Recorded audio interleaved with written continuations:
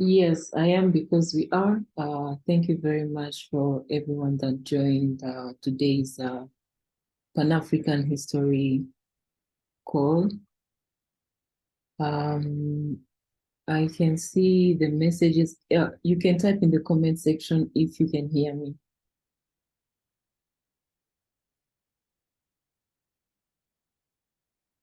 Like, my audible?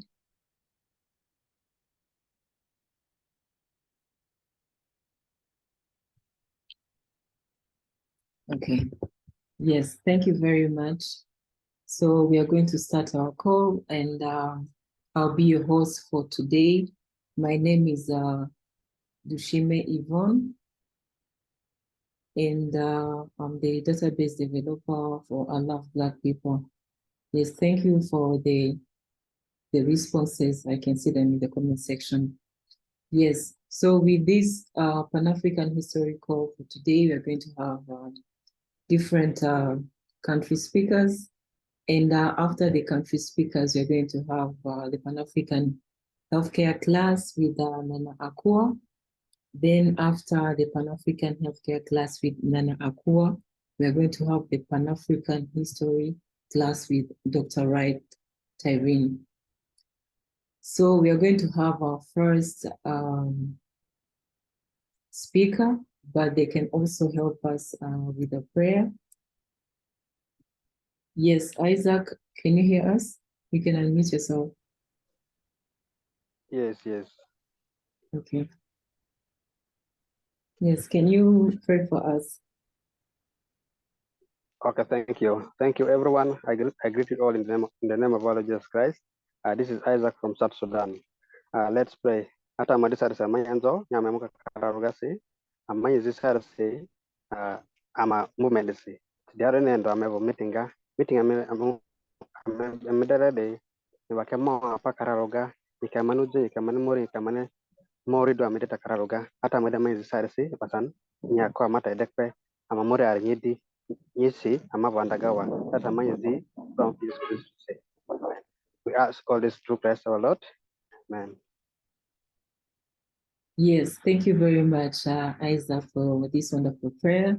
Yes, we can continue with your report. You have 5 minutes.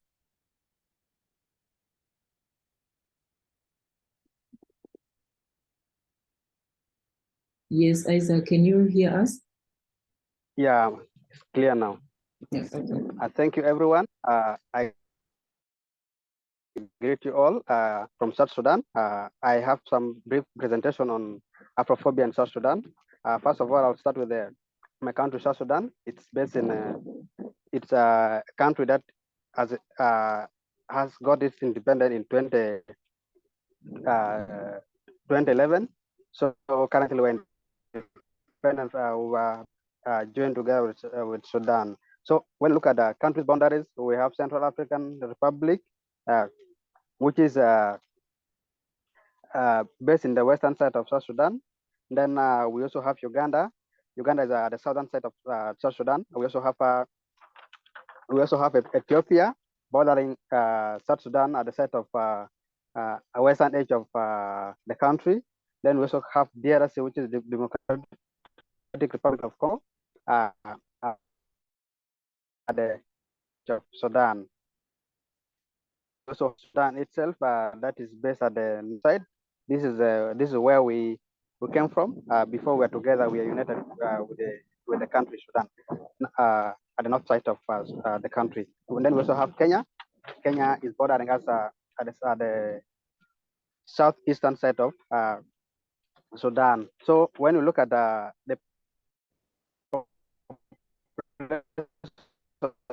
itself, Sudan currently is like 13 million. There are 13 million people, but most of them are also currently, because of the crisis, they are based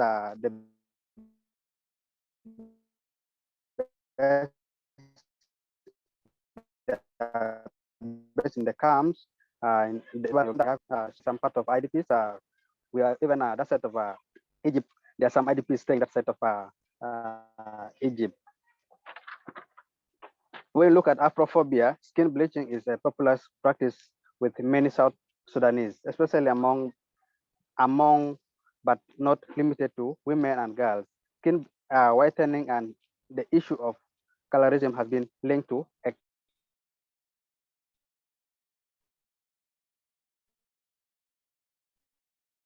complex history of colonialism. As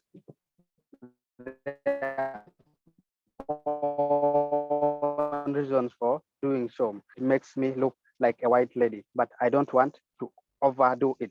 I just want to maintain how I look.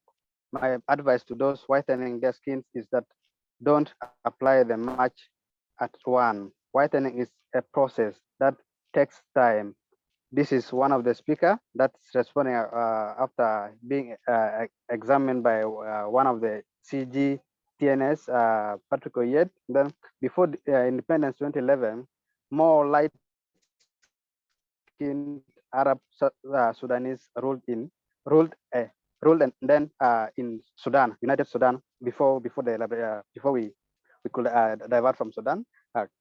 The main goal of the successive regime in Khartoum was to Islamize and Arabize Sudan, so that all the black people, the southern part of the country, were religiously and politically marginalized and suffered discrimination due to their skin color. And many women and girls opt to whiten their skin to look more like the Arab population. Bleaching is not limited to women and girls. Some men in South Sudan are also whitening their skin, but some people resist the idea of whitening their skin. Sudan uh, coordinator, I believe in my creator, and he did not make a mistake when he created me black. So this is one of the report also reporting that he is trusting his color because of being a person, and as being a person, so he will continue taking his skin color. However, medical were warning of the dangers of skin bleaching. Some patients also develop deposition of this toxic. These are the effect of the skin bleaching. Then the government also says it's more prevention or not why each and everyone can do whatever he or she wishes to do, but things that are harming the community, things that are making the community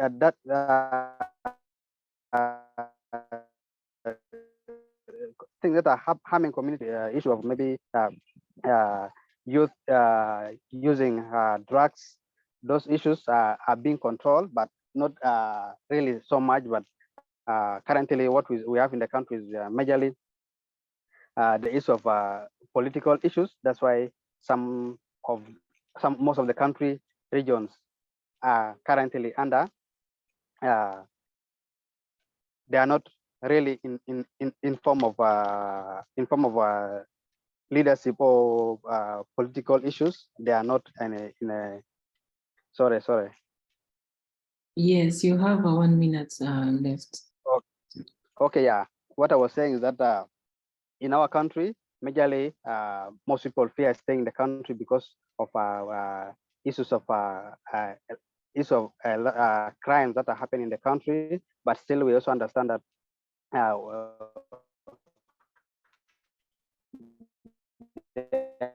we are people who are part that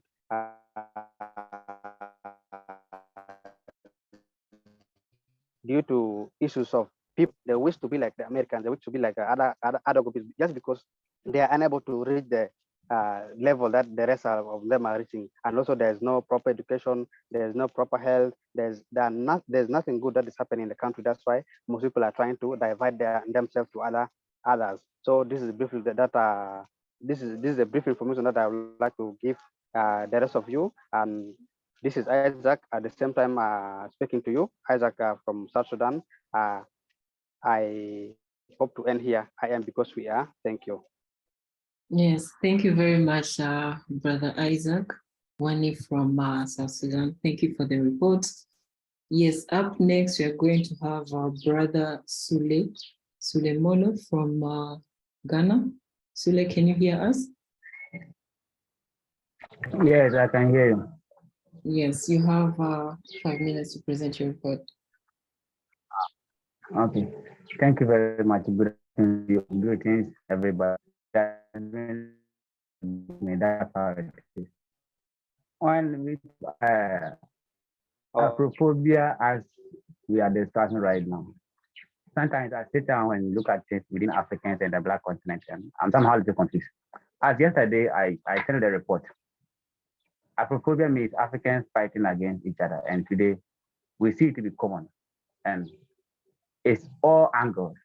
We are fighting against, even because the individual, him or herself, is fighting against himself, as my brother said, based on the color, and then we are fighting each other here and there.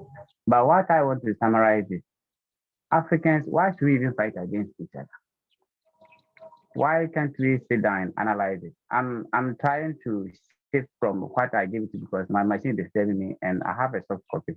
It's on the machine. So I'm trying to summarize it. So why is that Africans, we hate each other? And it all boils back to the education that we had from our infancy, as I wrote in my report. When we go to school, they teach us in a form of individualism. We don't share ideas. They teach us against ourselves. Even when we go to the place that we call, we are going to worship God, they painted the devil to be black. So if they paint me to be black, and I behave devilish, there's nothing wrong. And when I also go to school, they teach me that there's nothing good in me, but only bad things. So if I see my fellow African, I see that there's nothing good in the person. So it's only bad things. And bad thing, who wants it? Nobody wants bad things, we want good things. So I see that Africans, as we are discussing Afrophobia today, we have to look at it at a broader angle. The education that we have is dividing us. The politics that we have is dividing us. The religion that we have is dividing us. The social status is dividing us. Everything that we do is division. So we have to re-educate our children. We have to re-teach our children. We have to teach our children that unite. Even though there's individual differences in us, for that one is by nature. No matter who you are a human being. And your fellow black man or black woman is also a human being. Why don't you love the person? Why don't you collaborate with the person? Why don't you share the idea that you have? Why don't you share the power that you have? Why don't you share the spirit in you with your fellow Africans so that we can develop Africa as a whole? Now, every African today is fighting to go to Europe or the Western world. Why? Because within ourselves, within African here, we are fighting against each other and we have destroyed our continent. And it has now become a hell for us. Even with those who are living here, it's just that we don't have an option. Other than that, we will live. So I see that as Africans, we have to stay down very well. The way we educate our children from the infancy, we have to stop dividing them. If we bring them together, as our forefathers or our ancestors used to do, no matter where you come from, no matter who you are, they try to bring you as part of them. So I see if we change how we were trained, the education that we had, the training that we had from the home to the community to the continent or the nation, everything has to change. We have to teach the children to love each other, to share ideas, and do things in common. In this case, some years or centuries to come, by then the seed that we sow today will reap a good one. The seed that we sowed earlier on, it didn't give us good result. And today, that's what we are seeing. The effect of religion is what we are seeing today. The school that we had is the result that we are seeing today. The politics that we had is what we are seeing today. The economy, everything that we sowed then is what we are seeing today. So today, if it is not helping us, I think we have to sit down, look at it, and stop thinking that or hoping that it will be better one day, one day. No, it can never be better one day, one day. What we have to do is to sit down and look at it and start it right now and know what to do. So, sister, let me end here. Thank you very much. My network is even disturbing me. Thank you. Yes, thank you very much, Suleiman from Ghana. Thank you for that wonderful report. We are also live on Facebook. If you have like any question you'd like to ask and you're live on Facebook, you can ask it, then we'll go through it. Yes, so up next we're going to have our brother Edwin Chamba. Yes, Edwin Chamba, can you hear us? Then, sorry, I'm coming. I'll plead to shift from here and go and join with my other PC because. Yes, Edwin Chamba. Yes, can you hear me? Sorry, we can't hear you. You can hear me? Oh, Yes, we can hear you now. you can hear me. Okay, Yes. thank you. Thank you so much. As you said, my name is Ed Cham. I'm an ambassador of Tanzania. I greet everyone on this platform today, and I let God bless everyone. Yeah, let me go direct to the topic today. I'm going to speak about the current affair in my country, Tanzania. As the late Kwame Nkrumah said, we must unite now or perish. In Tanzania currently, our president, Dr. Samia Suluhu Hassan, is in good progressive activities to make sure that all Tanzanians are united together for the sake of continuation to developing the nation. This includes the progress toward the conciliation. The conciliation is significant progress in political reconciliation as we re-establish the democratic freedom in Tanzania. This was due to the ban in political party rallies imposed in 2015.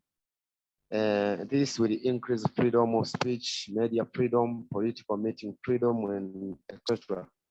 Also, we have renewed nation conversation around the constitutional reform, to bring about free and fair election, to bring about free election commission, and the continuation of nation building activities that include Nyerere hydroelectric power plant installation, standard gauge railways from Dar es Salaam, Tabora, Isaka, Kigali, and Mwanza, that economical relationship and some outcome. These includes our slogan, Kazi Endelee, meaning that work should be continuation of the late President John Pombe Magufuli. We also have East African Community crude oil, East African Community crude oil pipe from Oima, Uganda to Tanga, Tanzania.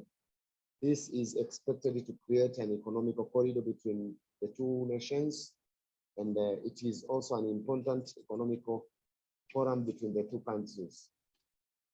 We also concentrating in the diplomatic relationship with other African nations and the rest of the world. We have seen the Vice President of USA, Kamala Harris, visiting Tanzania as the nation this year, and have visited benefited the Tanzanian nation much due to the contract signed between the two countries for the environmental and economical sectors. We also the President of Rwanda, Mr. Kagame, President Kagame, had a state visit in Tanzania on 27th April that stimulated the mutual cooperation between the two countries, particularly in developing the trade and the commerce. President Kagame also thanked Tanzania for its role in Great Lake region security. The cooperation between Rwanda and Tanzania is primarily focused on trade and business activities, as Rwanda uses the port of Dar es Salaam for receiving and transporting their goods to abroad. This benefits all the nation in expected, and the benefit is expected to be extensive. On other hand, Tanzania Youth Program, we have the Tanzania Youth Program known as Building Better Tomorrow project, focused on empowering youth in agricultural sector to make sure that or to maneuver the nation development by raising the youth income and the national GDP as well. Here, the youth are given free rent, profit, and some tools for their personal projects done in groups. Lastly, I'm insisting on inviting family and friends to join this movement against racism and xenophobia as members or ambassadors, as well as all who are in this movement to download our app and use it well in recommending Black-owned and Black-friendly businesses as well, so that our movement goes well and fair to benefit all the Black people around the world. Thank you so much for listening, and I have nothing to say. I thank you for everyone for listening. Thank you, my sister Bishime. I am because you are. Thank you so Yes, much. thank you very much. I am because you are. Thank you, Brother Edwin Chamba from Tanzania. Up next, we are going to have our brother Shahid Kasim from Ghana. Yes, Shahid Kasim, can you hear us? You can unmute yourself.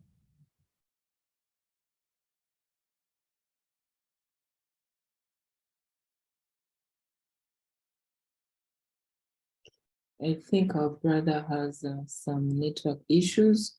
We are going to have Ife Sinachi from Nigeria. Brother Ife Sinachi, can you hear us? You can unmute yourself.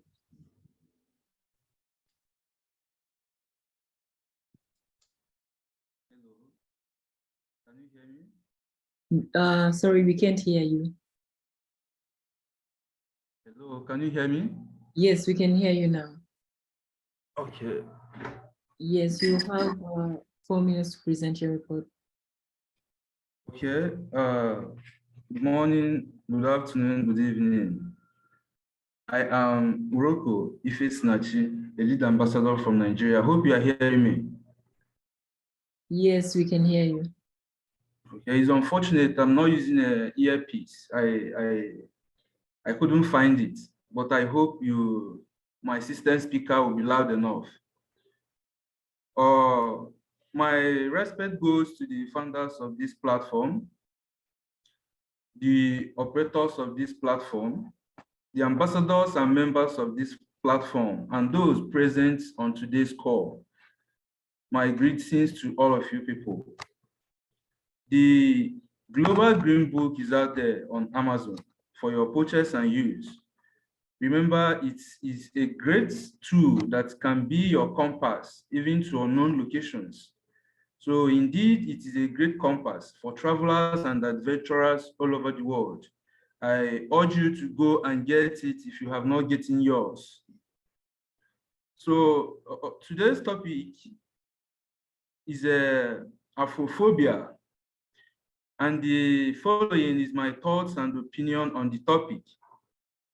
As Tabiso Monkoe said that I have been looking for Africa all over the world, but forgot to look for Africa within. This is a Pan-African quote from Tabiso, and that is where my contribution is going to base on the idea of looking for that Africa that we want within. You see? So, Afrophobia, let me start.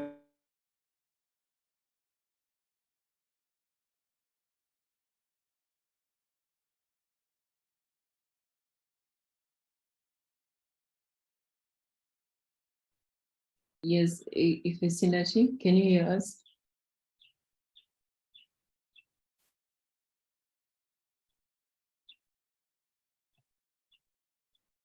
Yes, Ife Sinachi, can you hear us?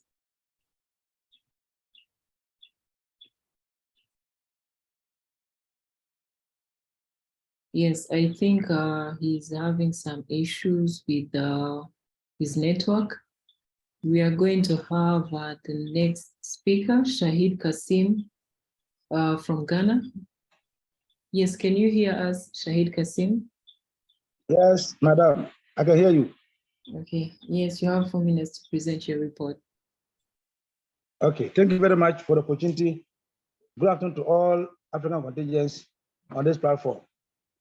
It's a privilege once again to be given the opportunity to speak on behalf of Ghana. Ghana, officially, the Republic of Ghana, is a country in West Africa. It abuts the Gulf of Guinea and the Atlantic Ocean to the south, sharing borders with Ivory Coast in the west, Burkina Faso in the north, and Togo in the east. Formerly known as the Gold Coast, Ghana gained independence from British colonial rule in 1957, becoming the first sub-Saharan nation to break free from colonial rule. After leading the country for 9 years, the nation's founding president, Kwame Nkrumah, was overthrown in the coup d'etat in 1966.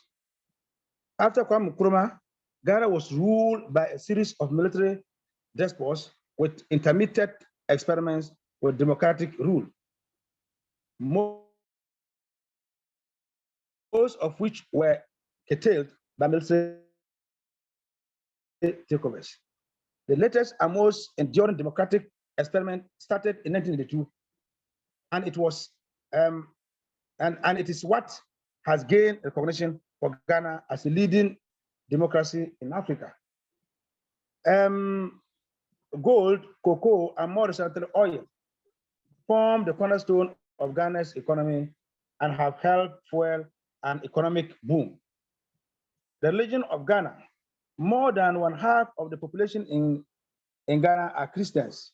About 1/5 is Muslim, and small segment adhere to the traditional indigenous religion, while widespread and deep-rooted lack a systematic body of doctrine. Ghanaians emphasize communal values such as family, respect for the elderly, honoring traditional rulers, and the importance of dignity and proper social conduct. Family obligations take precedence over everything else in life. There is unhealthy competition on the limited resources between the citizens and their fellow African contingents. This has resulted in some kind of xenophobic attacks on a cross-section of the Africa in Ghana. First, inequality continues to be a major challenge in Ghana, particularly with regard to the economic disparities between the North and South and rural-urban wealth differentials. Additional policies targeting poor communities are urgently required to avoid lasting damage to the fabric. Much for the opportunity once again. I am because we are. Yes, thank you very much, Kasim from Ghana. Thank you very much for the wonderful report. Now we are going to continue with the Pan-African Healthcare class with Nana Akua. And you know that she likes seeing beautiful Black faces when she's having the lecture. So if you would like to receive a shout out from her, you can turn on your camera. Yes, welcome, Nana Akua.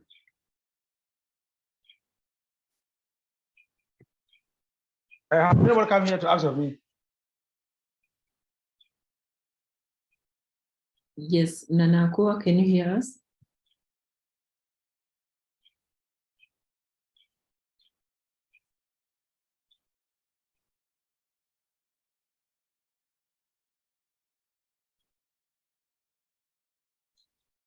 Hello, Nana Akua, can you hear us?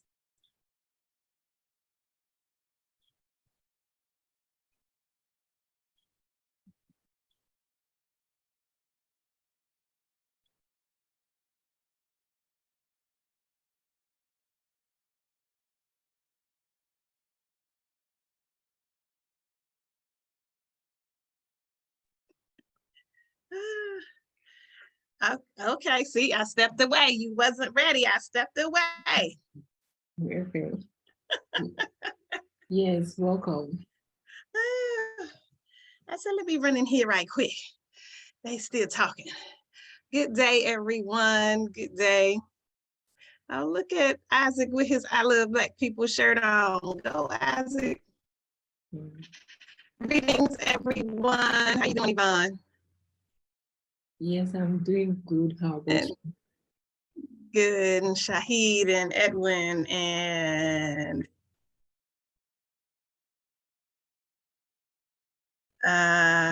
okay, I don't know those symbols on that screen. And I think that is all that have their cameras on that I can tell. I think Candace probably got her as her background, but she might pop up somewhere in there. But greetings, everyone. So we are And Anthony, hey there, Anthony. So we are beginning our, or restarting our new cycle of the Pan-African Healthcare class.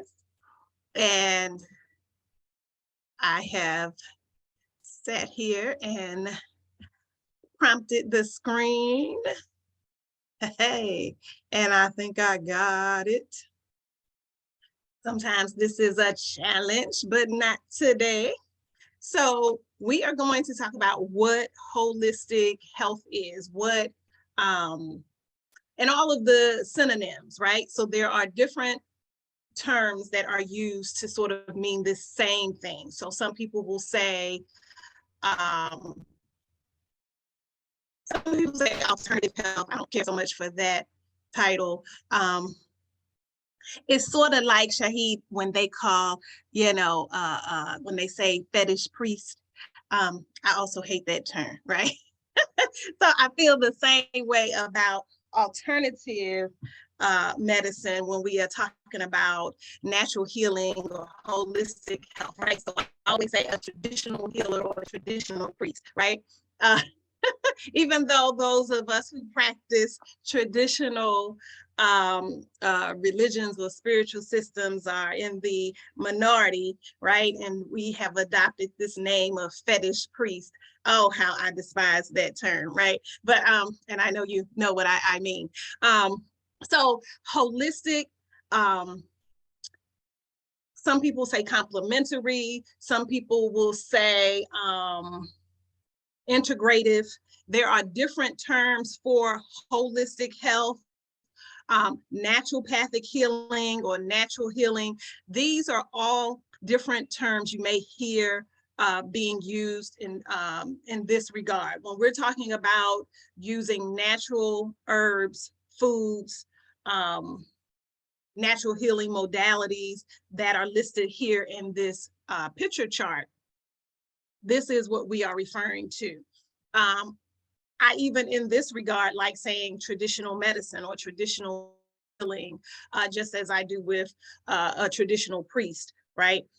Because things that are the original, right? I don't think really have to have all of these other names or these other terms. This is what we've traditionally used. I teach a herbalism course and I call it traditional herbalism. And so we focus on what was traditionally used. What did our grandparents, our great grandparents, what did our ancestors from even further back, from previous 2, 3, 4, 5 generations back, what did they use? This is the medicine that they used. And so I feel like it's more respectful, right? And just overall more appropriate when we try to put the right terms and the right words, even though language is tricky. And as you all know, I'm not a linguist.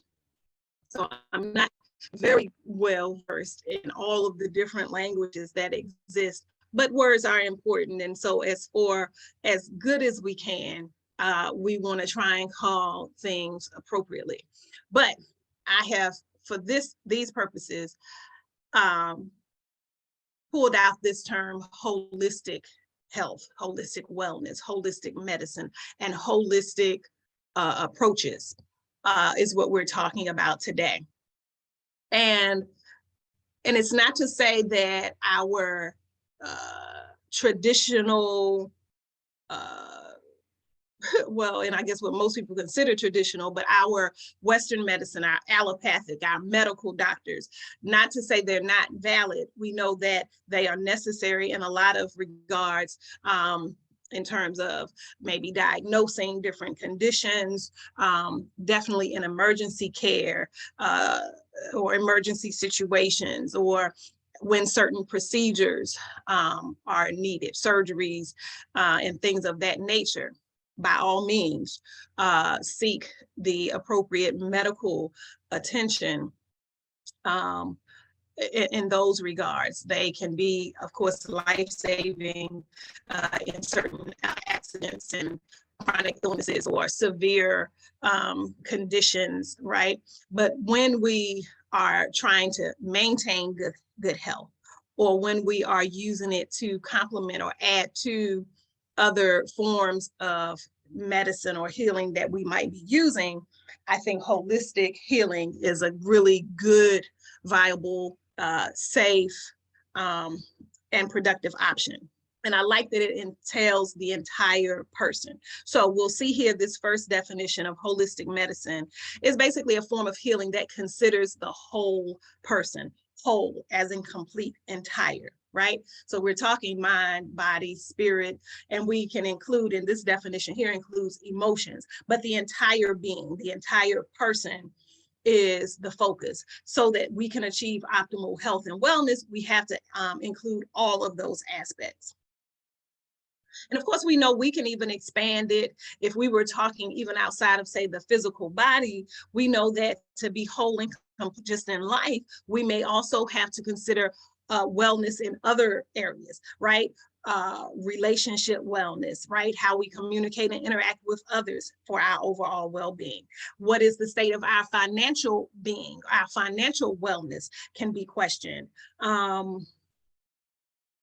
Environmentally, what conditions are we living under, right? Where do we live and what type of environment do we live? Any other environmental factors, our environment will also impact our wellness.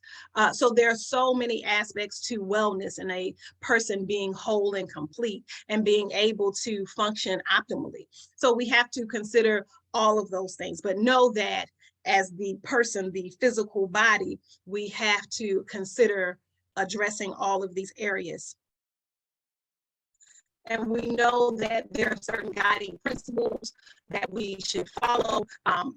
I usually don't go through these, but I like to list them here so that you're mindful of what things we have to consider if we're talking about really living wholly and holistically, and if we're really taking our healing into our hands and empowering ourselves. So we know that we have to consider, and well, in here are some of the things I just mentioned, right? We have to consider having a balance of all things: physical, environmental, mental, emotional, social. That was the relationship or communication part. Spiritual aspects, all that will impact the human experience. I like the way they phrase that. So all of these things are important. So any and everything that we can focus on and control, we have to, because we can't just take for granted that, okay, that's just how this thing is and I can't do anything about it. That weakens you, that takes you off balance. So in all ways that we can control and that we can alter our routines so that we can really be happy and in balance, we have to do those things. So if we have to take a deeper look at our finances, our work environment, our relationships, and make changes, then that's what we have to do. And so we will primarily here talk about, say, food choices and, stress management and cleansing the body and those types of things, but all of it is important. We know that having grace and kindness and acceptance, all of this impacts our overall well-being. This speaks to our spiritual selves and our ability to heal ourselves using the power of love for ourselves, for others, accepting certain conditions or not accepting, because sometimes love is radical, right? It's a whole radical act. It might be, yeah, you're not good for me. This thing is not good for me. This type of food is not good for me. So I love myself enough to do away with that. The whole person we've talked about, you always want to find a practitioner that is going to listen to you, consider your needs, your concerns, listen to you in terms of what is normal for you, your pattern, your routine, how you normally function. You are the key in providing your healthcare practitioner the vital information for them to make recommendations in your healing. Right? So you want someone that will listen and you want to go in as an informed patient or client and provide them the information so that they can then in turn tell you or assist you in what you need to do. And they should, of course, be able to use that, give you information, be an example of being a good listener and considering you and your needs and your concerns. And going from there.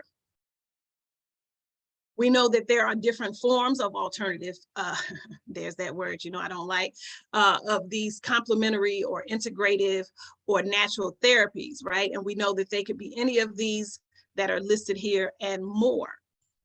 So it can be using water therapy or hydrotherapy, warm soaps, compresses, healing waters, and baths to heal the body. It can be manipulating the body, the muscles, and tissue in the body to help release stagnant energy or help to relieve muscle pain or soreness, like in massage therapy, or different types of the massages, shiatsu, deep tissue, shiatsu, deep tissue, Swedish, all these different types of massage, lymphatic massages. There are different types of ways to manipulate the body to help create healing. We know that chiropractic deals mainly with the spine, but adjusting the spine and the different joints in the body to help relieve different aches and pains and create balance. There are nerve endings that are along the spine correspond to every part of the body. So chiropractic care can be very important for a number of things, even if you don't think they're directly related to getting your neck or your back cracked. We know that acupuncture deals with the different acupressure or acupuncture points that are along the entire body. And also don't just deal with physical pain, can also heal different organs within the body, can relieve certain stagnation within different body systems, can increase circulation and increase energy, can help with detox symptoms. If you are having issues with any kind of drugs or alcohol or substances, there's acu-detox, where they use different acupuncture points to help relieve the withdrawal effects of detoxing from drugs and alcohol. Or you may have a liver issue or a kidney disease. Acupuncture can help with all of those things and more. We know that nutritional therapy falls under this category, where we're basically making sure that the body is provided nutrition to heal itself, to ward off disease and to heal itself. There are two causes of disease, right? It's either malnutrition or toxicity. And so using that, we know that in order to heal the body, we may need to just alter what types of nutrition, what types of food, what types of substances are added or introduced into the body, while at the same time detoxing or cleansing, avoiding the body of those things that are toxic and not life-giving or life-producing. So these are just some of the modalities or therapies that fall under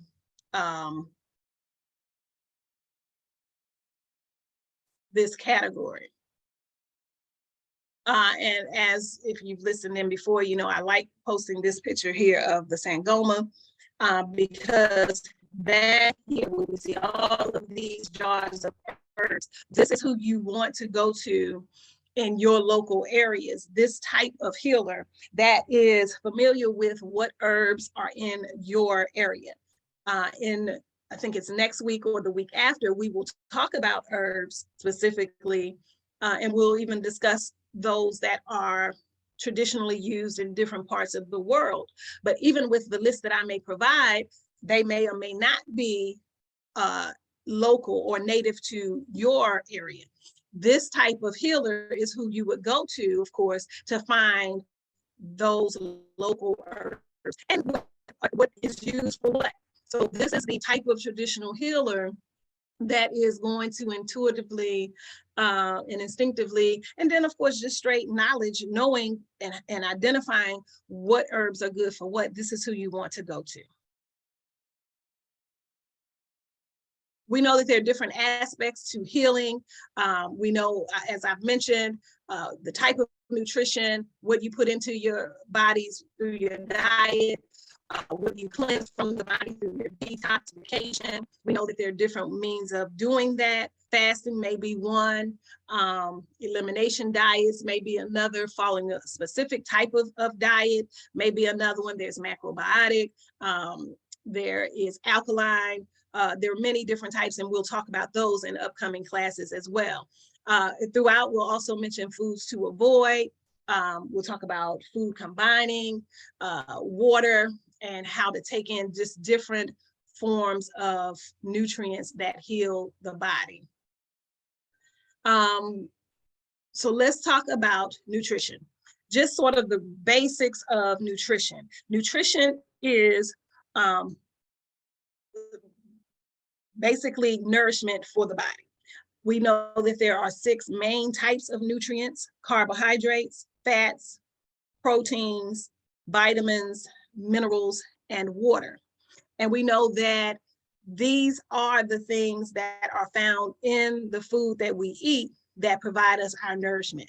And if we, of course, are making poor choices, we know that we are just going through a routine. We're not really helping to heal our bodies or sustain any kind of good health or vitality. We're just simply eating for pleasure. So we have to be very mindful of what it is we need to get from our foods and how to get it. So let's focus on, and the thought I had this morning is, I think we all have some familiarity with where we get certain nutrients from. And sometimes we get stuck on, okay, vitamin C, that's an orange, right? But we might not know all of the other foods, right, that we get vitamin C. Oh, you might say, oh, to get protein, you have to, take in meat. Or, some of these things, oh, a potassium, oh, you just get that from a banana. I would hope that I go over some information that it will at least expand your knowledge base to know 2 or 3 different foods that will have some of the macro and micronutrients that we need in the body. So this chart is helpful with that because it gives sort of a good quick overview of where to find different nutrients. But since we're not on right, our vitamins and minerals yet, let me skip down and let's talk a little bit about carbohydrates. So we know that carbohydrate, well, I'll go in the list here. So proteins, we know that proteins are found in usually or what we mainly know of is our fleshy animal products, but we of course have a lot of plant-based proteins, right? But we know that proteins is what provides the body with amino acids. It is the building blocks. It is what helps us to grow and develop and repair and maintain our body tissues. We know that this is what helps develop and repair muscles and bones, and helps with immune cells fighting off inflammation and infection. So protein is very important. The types of protein is just as important, or that is what is important, right? And of course, we will always have an argument back and forth as to what the best sources of protein.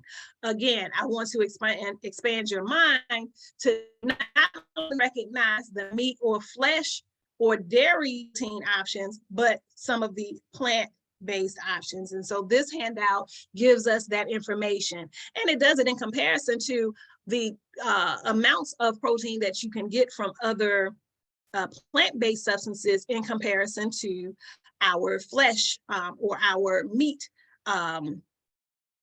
options, right? So we know that chicken, 3.5 ounce piece of chicken will give us 31 grams of protein. Tuna will give us 29 grams. Beef will give us 28 grams. Eggs will give us 12.5 grams. But let's consider some of these plant-based options where we will see that chlorella will give us 58 grams of protein, right? That's almost double of any of these. Spirulina will give us 58 grams of protein. Peanut butter, if you're not allergic to peanut butter, this gives us an excellent source of protein as well at 25 grams. Almonds, 21 grams. Black beans, 21 grams. Hemp seeds, 33 grams. Pumpkin seeds, 30 grams. And we know that pumpkin seeds are also really rich in zinc. We know that this is a mineral that the body needs. This is a really easy way to get in some zinc as well. So we have some really good options. Seitan, this is what we consider a meat substitute. This is 21 grams. And then you have, of course, lesser degrees of protein, but we know that we can find quinoa is another more popular one. This is sort of a grain, fibrous type of grain that gives us a good source of protein. So we know that there are options, animal and plant-based options for our protein. Let's move to carbohydrates. We know that carbohydrates, this is our main source of energy. This is what is used to fuel the body, right? Just as gasoline fuels the car, we know that these foods give us energy. They are essential. The key here is knowing what types of carbohydrates to add into the body. We know that we need it for growth. We know that we need it for developing babies, children, pregnant women. Calories are important. The body needs these in order to perform vital functions, maintaining body temperature, heartbeat, digesting food, all of these things, right? Carbohydrates are important. We will, in I think some of the last, I think 1 or 2 courses, we will talk specifically about the glycemic index, but this is probably one of the best ways to figure out what types of carbs to consume. So just really quickly, we know that the carbohydrates that we take in don't just come from, say, your rice and your pasta, the obvious breads, the obvious carbohydrates, but we know that we can find those in like our starchy vegetables or our really sweet fruits and things of that nature. So we know that many fruits and vegetables, grains contain carbohydrates. The key is choosing those that will not have an adverse reaction on the body. So we want to choose those that do not have a high glycemic index, meaning it will not shoot up your blood sugar and get it out of balance. So we know that in terms of vegetables, we want to do those vegetables that are more leafy greens, your reds, your yellows, not so much your root vegetables like your potatoes and, so white potatoes, sweet potatoes, African yams. We know that all of these are things that we really like to consume, whether in the African-American diet or the African diet, but we really have to do those things in moderation. And at the very least, make sure that we are increasing our leafy greens when we are consuming these things, the white yam, the yucca, the plantains, things of that nature. But we also know that from fruits, we can get carbohydrates. So in this regard, I would consider those fruit that are maybe more fibrous fruits. So your citrus fruits, your berries, your apples, your pears, your plums, things of that nature. And maybe not overdoing it with like your mangoes or your papayas or your grapes or bananas. Not to say don't consume them at all, but know that these are going to be higher glycemic fruit. Now, in the event though that you do need a burst of energy or you do have a sweet tooth and you need something sweet for whatever reason, yes, these of course are better options as opposed to a cookie or a piece of cake or a pie or something of that nature. So by all means, if you're choosing between some type of baked good and a sweet mango, sure, have the mango, have the melon. But just in general, know that we have to do in moderation some of these higher glycemic fruits and vegetables. So let's move on to fats. So we know that fats, dietary fats, these are usually found in oils like coconut, nuts, milk, cheese, meats, poultry, provide structure to the cells and cushion membranes to help prevent damage, right? These absorb fat-soluble vitamins like vitamin A and E and K and things of that nature. So we know that they are important and they are necessary. It gives us lubrication in the body. So it helps to resist certain types of structural conditions, different arthritis types of conditions. So good fats are necessary and they are key. So it's a matter of finding those good fats in the diet. And so now let's talk about water. I do not have, I have a hydrating, I should add that to this packet. So let's talk about water. We know that water is essential, right? We know that water is 2/3 the earth, 2/3 the body. So water is essential. It's cleansing, it's purifying, it's hydrating, it lubricates us, keeps us from getting dehydrated and stiff, and it helps to cleanse out toxins from the body, and so many things. So we know that water itself is key. Half your weight in ounces is generally what you should consume in terms of water intake. But we also know that there are foods that are considered hydrating foods. So in addition to consuming adequate amounts of water, we know that we can also consume certain foods that are predominantly water, right? So we know that cucumbers, for example, 96% water. Watermelon, 96% water. Pineapple, 95% water. Cantaloupe, 89% water. Tomatoes, 94% water. Lettuce, like your green leaf lettuces, 95% water. Celery, 95% water. Grapefruit, 90% water. Pears, 92% water. Blueberries, 95% water. So water is essential all by itself, not with Crystal Light, not with any, other packets, flavor packets and such, but pure water. If you need to liven it up, make it a little more tasty, if you squeeze in a fresh lemon or orange or grapefruit or something, fine. Lime, these are going to add more alkalinity to the water anyway, so that's fine. But other than that, I personally just try to drink pure water. But in addition to that, these hydrating foods and all these, fruits and some vegetables listed there, these are also a good option for increasing your water intake. Also, herbal teas, that helps get in water into the diet as well. When you're doing your herbal teas, this is a way of getting in water, but really, I would like you to focus on water specifically. Some people will add mint, some people will add cucumber, but if you can get into the habit of just drinking water, this is going to be your best option. If you can get into the habit of drinking it at room temperature, this is going to be your best option as well. We really don't want to do really ice cold water. It shocks the system. It's so adverse to your natural body's temperature that it's not going to be a good idea.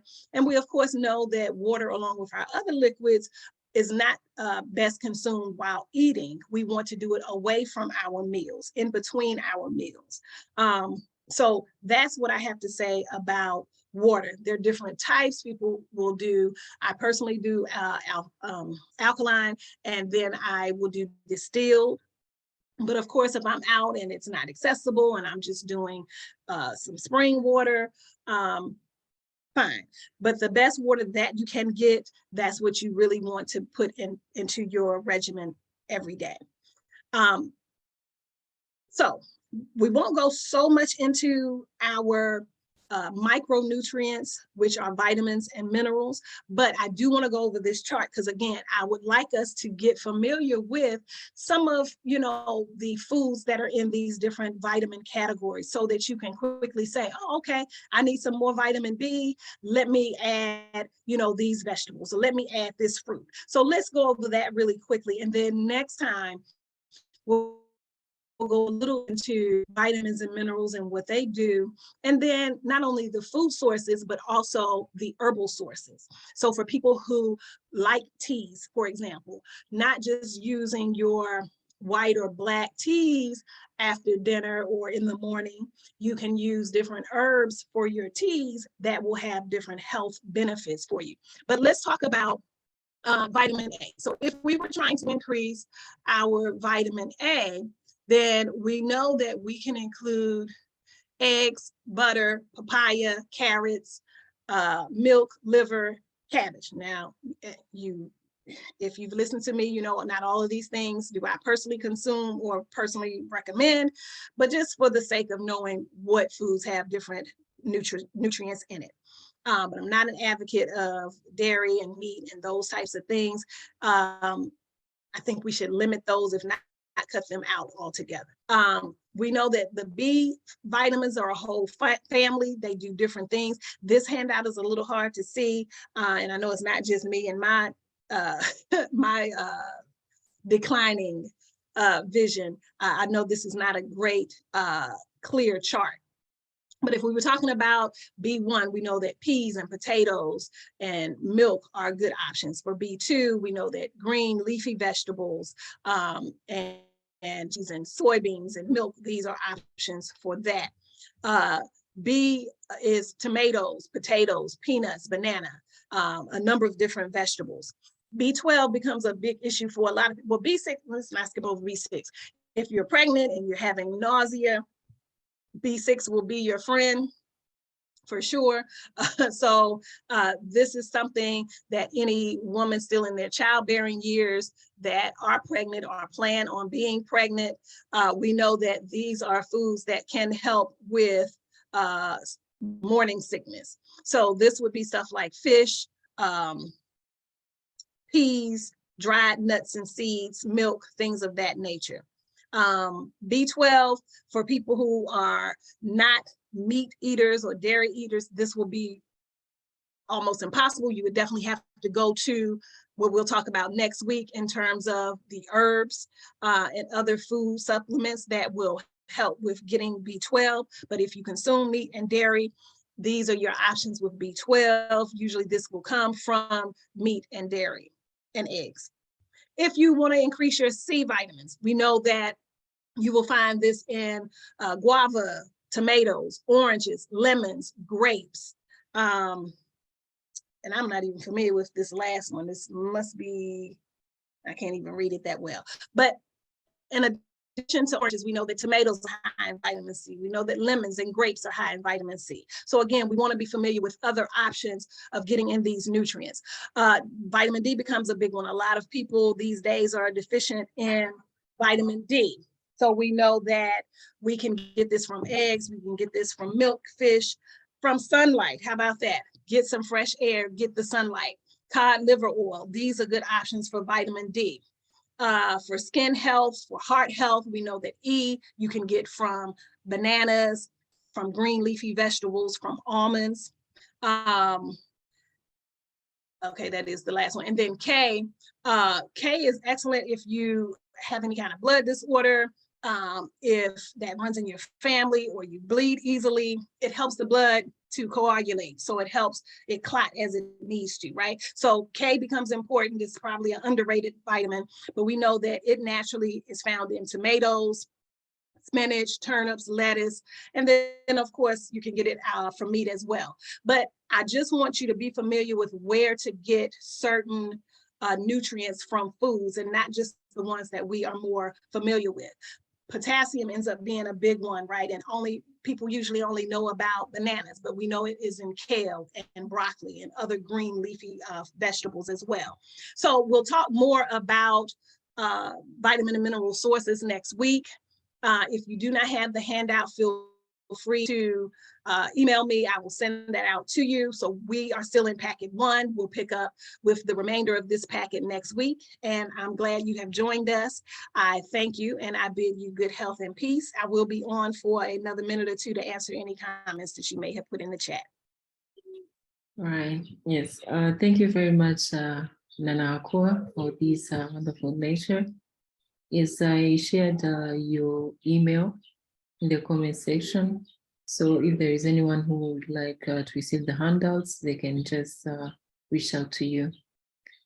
So up next, we're going to continue with the Pan-African History class with Dr. Tyrone Wright.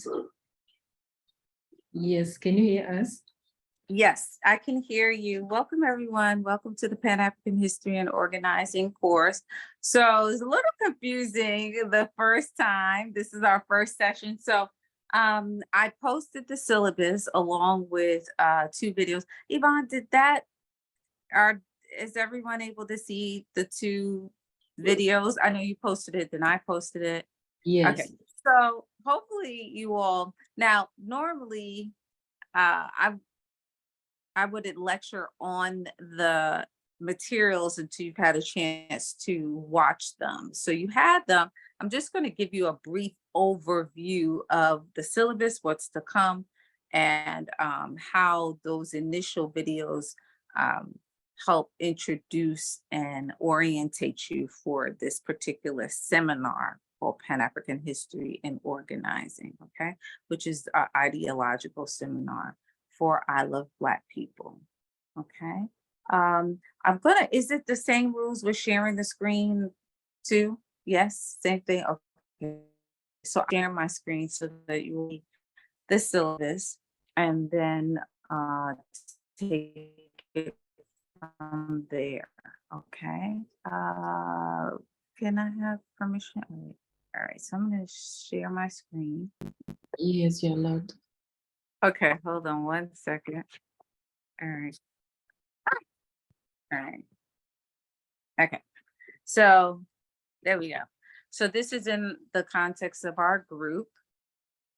And this is the syllabus. I'll actually put dates in it because I did change some things, but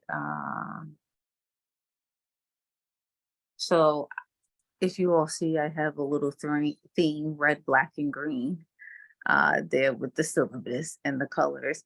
But this is the introduction to Pan-African history and organizing. So it's an ideological training seminar for I Love Black People. And basically this is the course description.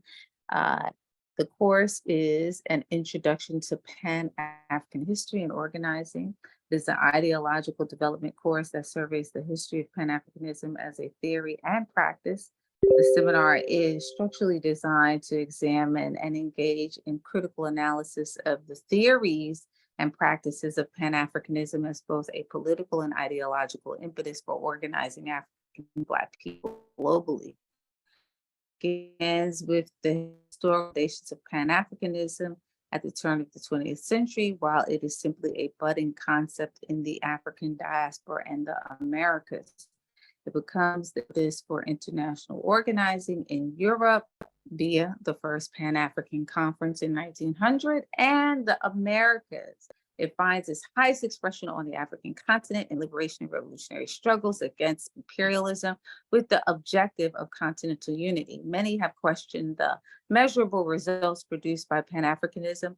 This course explores this idea and qualifies the practice and production of Pan-Africanism, considering measurable social, political, economic, and material gains for African and Black people globally by examining policy cases, conference resolutions, and various approaches employed by early proponents of Pan-Africanism, African nationalists, organizational bodies, and institutions. So really what we are doing is covering the history of Pan-Africanism and hopefully undergirding what you're doing with that historical knowledge so that you don't feel like you're just doing something that is a new invention. No, we're not reinventing the wheel. You're utilizing technology to do what you're doing in our attempt to eradicate racism, but the reality is that there is a long tradition of struggle against white supremacy and culture and domination and colonial exploitation and imperialism. So you're in the tradition, you're going to learn about all of those proponents and people who did the same and similar work via the African world, by way of the African world in the diaspora on the continent of Africa, in the Caribbean, and even in Europe, because there is an African diaspora in Europe, right? So, but the most important tool you'll get from this particular seminar is to be able to qualify things, weigh and measure them, qualify them in a substantial way. In other words, at the end of the day, whatever we study, whatever aspects of the struggle for freedom from oppression and exploitation that we struggle, we ultimately want to be able to say what was left in the hands of African and Black people. Was this good for us? Was this beneficial to us? Because unfortunately, white supremacy and culture has programmed us to work against our own best interests. So very often all we have left are symbols and songs and replicas of things that really don't remedy our condition, right? And so from this course, you'll get a working definition. So these are some of the learning outcomes that are expected: a working definition of Pan-Africanism, knowledge of its specific history, development, and emergence as an ideology, theory, and practice in the world, the ability to identify and qualify Pan-Africanist thought, speech, and action across various technological mediums, social media platforms, virtual realities, and brick and mortar spaces. And this is sort of important because the reality is that you see a lot of people talking about Pan-Africanism, but very few people have a working definition of it.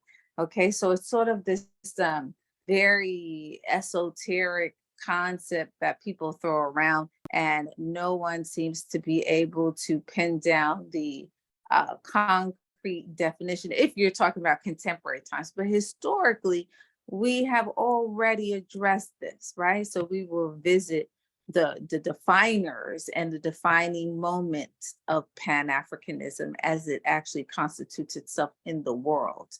Okay, so we go back to 1900 and that famous conference in 1900 called the First Pan-African Conference, where this concept becomes constituted and meaning is assigned to it in reflection of, or in reflecting on, our condition around the world. So we'll talk about that. So the ability to identify and qualify Pan-Africanist thought, speech, and action across various technological mediums, social media outlet, media platforms, virtual realities, and brick and mortar spaces. The ability to qualify whether policies, legislation, organizational initiatives, and general practices are Pan-Africanist in nature and beneficial to African and Black people. 4, the ability to identify imperialism, colonialism, and neocolonialism as oppressive and exploitative systems as they have manifested throughout the African world, Africanist diasporas. And this is important too, right? So because most of us are in various places, even at this moment, but one of the things that is pronounced and is consistent is that we are almost all in a neo-colonial phase. Okay, whether you're in the diaspora or whether you're on the African continent, we have leadership that looks like us. But we don't necessarily have leadership that works in our best interests. Right? Even in the United States, we said there's people in various offices and various positions of power that appear to look like us. But do they work in our best interest? Do they advance our interests? And that is something that's not about like or love or an affinity or anything like that, or an aesthetic. It's about actually measuring what is in your hand, right? Measurable results, right? So the ability to identify imperialism, colonialism, and neo-colonialism as oppressive and exploitative systems as they have manifested throughout the African world, Africa and its diasporas. The means and methods through which African and Black people have organized, fought, resisted, and liberated themselves and nations from imperialism, colonialism, and the ways in which neocolonialism is currently being resisted. 6, the role of Pan-Africanism as a primary strategy and tactic in the effort to eliminate racism and xenophobia. 7, the ability to differentiate multiple perspectives through an analysis of different case studies built on measured evidence-based arguments and research essays. 8, the ability to apply the knowledge acquired in this seminar to the active role and responsibility as ambassadors of I Love Black People and eradicating racism and xenophobia. 9, the ability to qualify again everything before declaring it substantial or beneficial to African and Black people locally and globally. 10, develop a measurable results orientation regarding business practices and services, policy and political agendas, legislative initiatives, and organizational efforts and institutional practices, okay? So very important too. We want to always be able to find out what the measurable results are as we deal with all of these entities and the system at large, right? So when we look at policies, we look at political agendas. So for example, I would give you an everyday example is looking at whoever are your leading and local politicians and being able to assess when they, in essence, work on your behalf or don't, right? So that is a major thing, okay? That's a major component of this course. One of the things, the outcomes you should come away with, right? And then the seminar themes, Pan-Africanism, unity as the primary organizing tool, weapon, strategy for eradicating racism and xenophobia against African and Black people. 2, the historical role, importance, and use of the dialectical conversing, discourse sharing, right? So the dialectical relationship between African and Black people globally as an effective strategy and tactic in combating white supremacy, racism, and xenophobia, which is a global pandemic. Synthesizing and application of Pan-Africanist thought, speech, and action in everyday scenarios and challenges. And 4, the role of education, specifically history, in eliminating ignorance, divisiveness, propaganda, and individualism amongst African and Black people in the effort to achieve Pan-Africanism via unity, right? So Pan-Africanism, and I want to clarify that, right? As we go on. So global Pan-Africanism, the unification of African people for the purpose of eradicating exploitation and oppression, racism, is a direct solution to the condition of African and Black people. So this week, you see the first 2 materials. So I try to do visual as well as written. You see are links to films. So introductory lecture, and that's the Pan-African History and Organizing and Ideological Training course. It's a film, visual, Kwame Ture, the history of Pan-Africanism.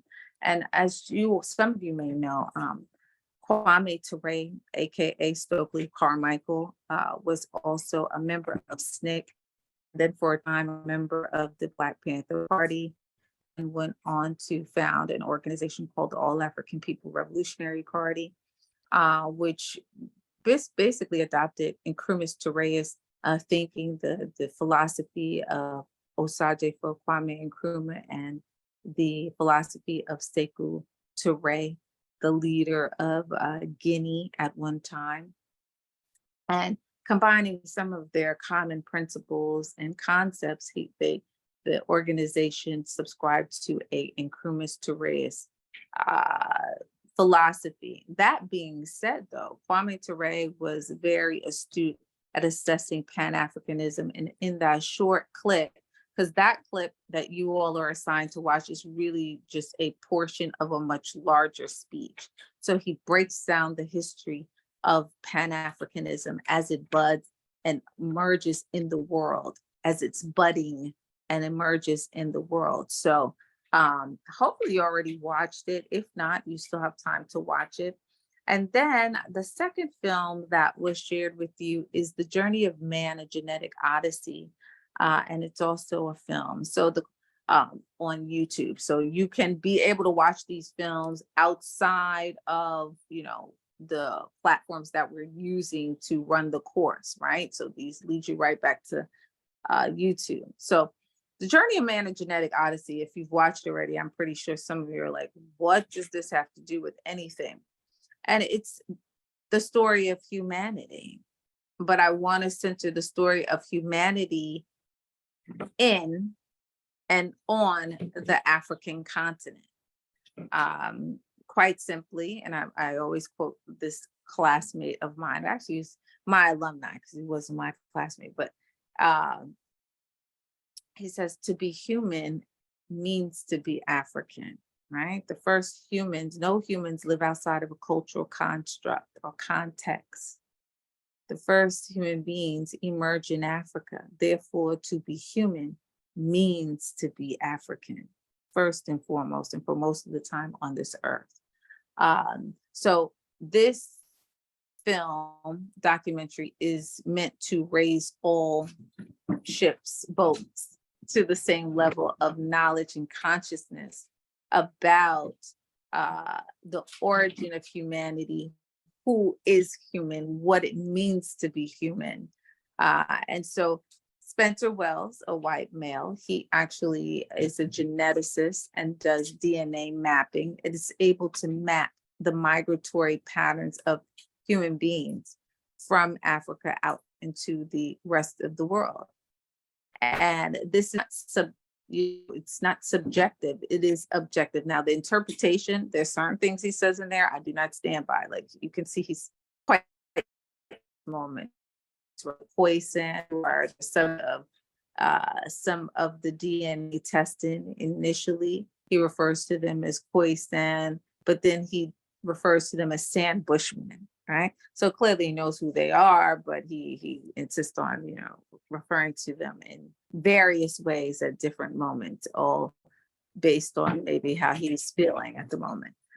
That being said, we're not here for that. We're here for just the hard science that is presented in this documentary that says that Africa is the home of humanity and that African people are the parent people, okay? I'm not in control of my environment, so please, please excuse the noise. I hope some of our I Love Black People leadership are on here today, because that noise is, anyway. So that being said, the film is meant to facilitate your understanding of the origin of humanity, which is in Africa, and African people's role in being the progenitors and the parent people of everyone else on this earth, right? So if you didn't know, now you will know through that film. And it's important because I start every class that I do in the academy with that film, okay? With the intention to educate people. If we're going to talk about the human experience, then we have to know who's human, right? So there you go. So we start with that. And then on Monday, I will be sharing this right here, this reading called Booker T. Washington in Africa, The Making of a Pan-Africanist. Okay, it's a chapter from a book that I actually wrote, and it will basically give you the blow for blow detailed history. So Kwame Ture is going to give you an overview in 10 minutes or so, but I go into the particulars in this chapter that you will get on Monday in terms of who, the Henry Sylvester Williams, what did he write? How did he organize? What the first Pan-African Conference meant? And what is the first and early definitions of Pan-Africanism that would emerge? Also, in that chapter, you'll get a chance to see how Pan-Africanism really has always historically been a collective effort, okay? You had it initiated by, Henry Sylvester Williams he initiates the first Pan-African Conference on behalf of the African Association. Very important. He goes on, to organized the first Pan-African Conference, which is a historic conference, but there would only be one of them.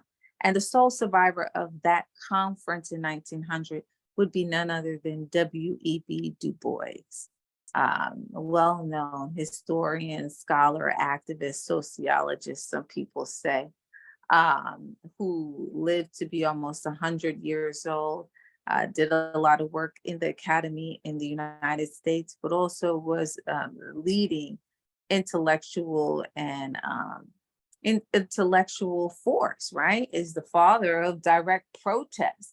The art of protest comes out of the Du Boisian tradition and this idea that we had to directly challenge a system that sought to deny us our rights, both human and otherwise. So, 1919, Du Bois initiates the Pan-African Congresses. So there's a very distinct chronicling of the history that goes on in that chapter. And so you will see those players, those individual proponents like Washington, like W.E.B. Du Bois, like Marcus Garvey, like Henry Sylvester Williams and others, on and on, that are key agents in the development of Pan-Africanism. And of course, the roll call out of the Caribbean, people from Haiti, people from other Caribbean island nations that contributed to the constituting of Pan-Africanism. So that's what you're going to get from the actual reading, but you'll be very prepared after watching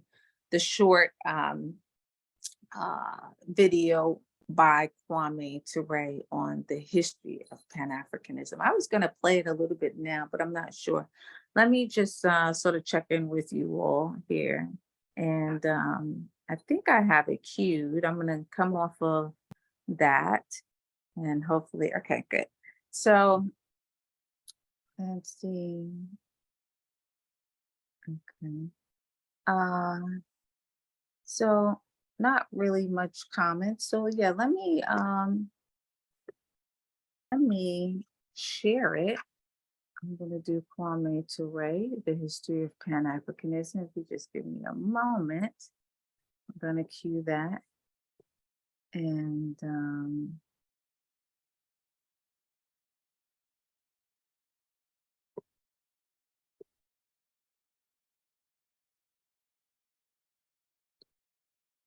hold on, guys. Hold on. Okay. I'm not going to be in while I do this. Hold on a second. Just do this real quick. All right, so I'm going to cue the video for you all. We have about 10 more minutes, and since there's not a lot of conversation in the chat, I will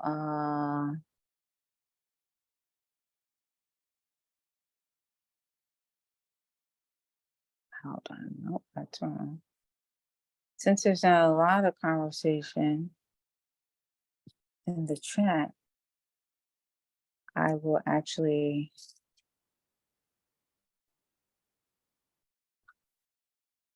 share it here. Excuse me. Okay.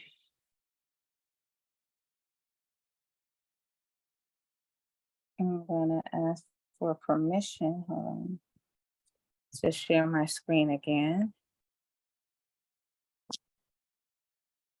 Share. Okay.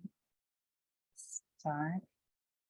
So this is Kwame Ture on one of the two videos that you should be watching this week. And this is a portion of a larger speech, an address that Kwame Ture gave many years ago at the United African Movement.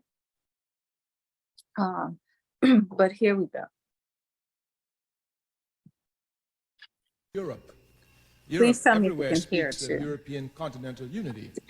Even though Europe has fought more fratricidal wars than any other continent or all the continents put together, Europe still speaks of European continental unity. Of course, Africa will unify before Europe, but that's not the point of discussion here this evening.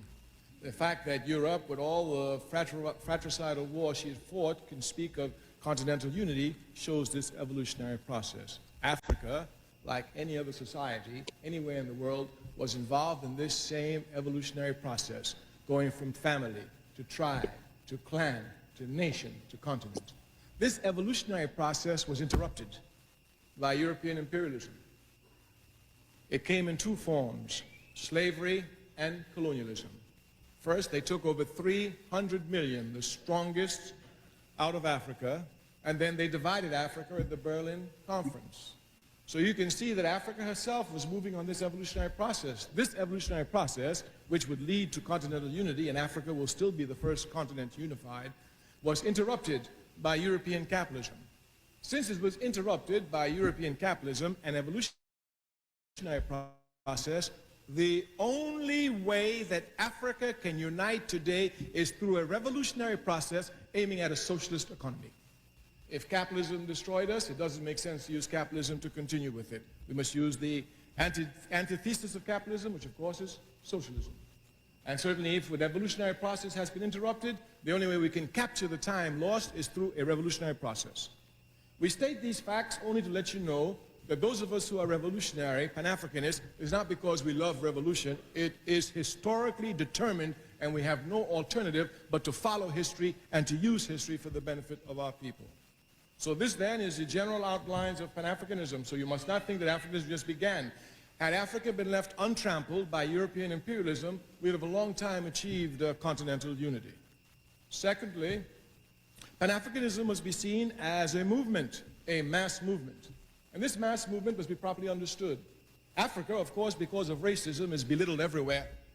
And many people do not see Africa's constant, underline the word constant, contributions to world civilization.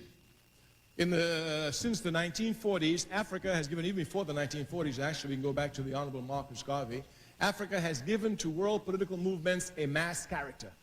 Africans revolt in masses, never as a vanguard party. If you look at the independence struggle in Africa, it was nothing less than mass. If you look at the struggle in the Caribbean for independence, it was nothing less than mass. And even in the United States of America, the only movement they call a mass movement is our movement. Therefore, this mass character must be properly understood. Pan-Africanism has this mass character. Africans have this mass character in responding. And our responsibility is to bring this mass character together, make it precise so that it can direct its blows at the enemy, hitting him until we knock him down. Therefore, the task of Pan-Africanism is to gather the masses of our people together in the same organization, irrespective of where they find themselves, be it in Europe, be it in the United States, be it in the Caribbean, or be it in Africa. This is the first aspect, then we must understand. Pan-Africanism found its organizational expressions in 1900. Here, a Pan-African conference, here the word conference, was organized by Africans from all over the world. They came together deciding that something must be done for Africa. One of the leading organizers of this conference was a man by the name of Henry Sylvester Williams, born in Trinidad, a man whom you should do some history on, a very, very great man.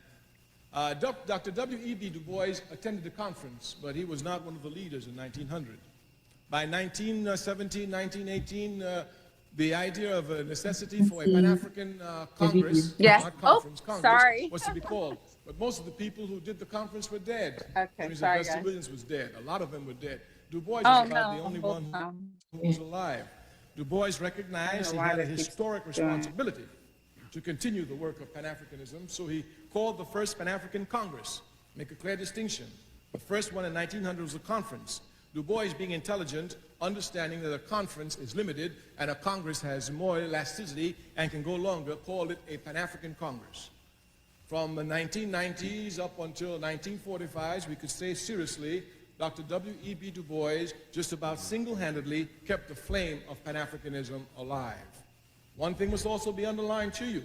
Pan-Africanism was brought into being in its organized form by the Africans outside of Africa. This was done only because of the oppression of Africa.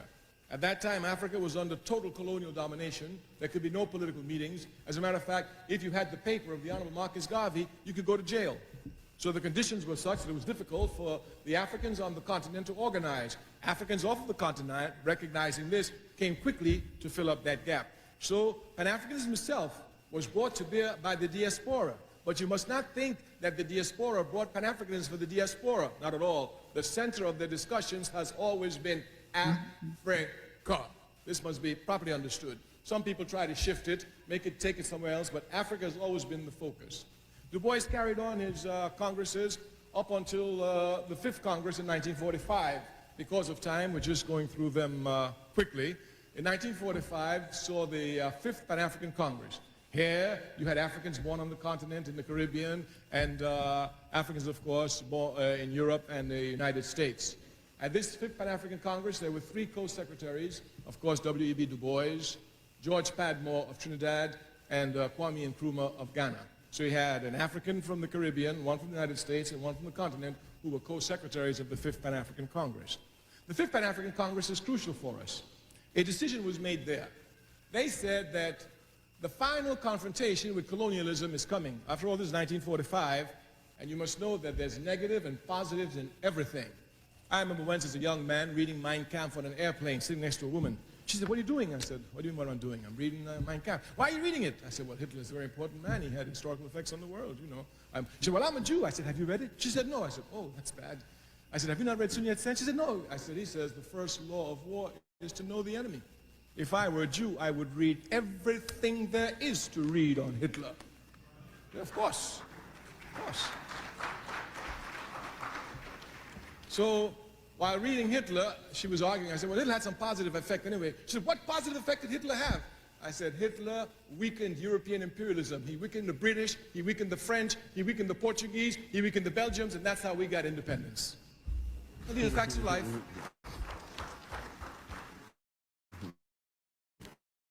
These are facts of life. When Hitler got through with Britain, when the Indians said they want independence, Britain could do anything but get out the way and let them have independence. Matter of fact, they got Mahatma Gandhi quick because they didn't want to deal with the armed struggle that the Indians were preparing for British imperialism in India. And by the time India was free, well, it was over. China came up. After China, of course, Africa throughout, et cetera, et cetera. And by 1960, in 15 short years of the declaration of the 5th Pan-African Congress in 1945, 2/3 of the African continent was independent. You must understand clearly the importance of this. Now, at the 5th Pan-African Congress, they said the only solution to the final confrontation is mass organization. And I say, if you look at Africans, we have nothing but mass character in our struggle. Of course, this mass character for the moment is spontaneous and must be transformed to something that is planned and permanent. But certainly the mass character is there. If you just look back to the Rodney King situation, those Africans who rebelled en masse. They had no planning. That's how backward they were. They didn't think about it. Just on the spot, they say, "Okay, it's too much. Let's go. Let's get them." And everybody says, "Okay, let's get them." And we rise up as mass and we get them. And then we sit down for 29 years. Of course. Of course. But the mass character is there, and we must understand this mass character. The 5th Pan-African Congress, most of Africa, of course, was colonized. Kwame Nkrumah came to change all this. By 1958, he threw the British out of Cape Coast and named it Ghana. And Nkrumah declared before the entire world that the independence of Ghana is meaningless unless it's linked with the entire continent of Africa and its unification and liberty. And Ghana, Nkrumah made Ghana the base for every movement that fought against colonialism. Mugabe, who's now the head of Zimbabwe.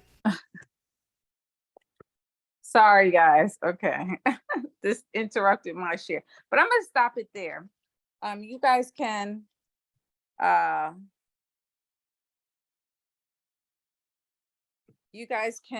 hold on, I'm sorry. Finish watching it on your own. And hopefully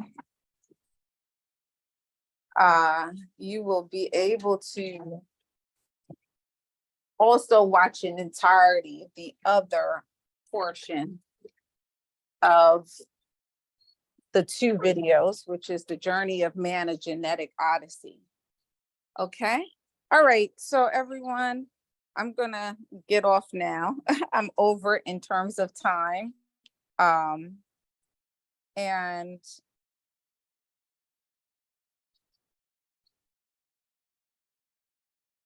okay, I'm over time and the interruption. So at the end of that, anyway. So complete watching that. And I will actually be in the chat. You have the 2 films, right? So the 10-minute, we watch majority of that. The documentary, please watch that in its entirety, The Journey of Man, a Genetic Odyssey. And you have the syllabus to go over and review on your own, okay? In addition to what we did today, right? So thank you all. I'm trying to get my camera here. I'm a little out of my element today. All right. So thank you all for committing your time to joining us for our first session of our Black People's Pan-African History and Ideological Training course. And I see somebody waving. I don't know if there's a question, but okay.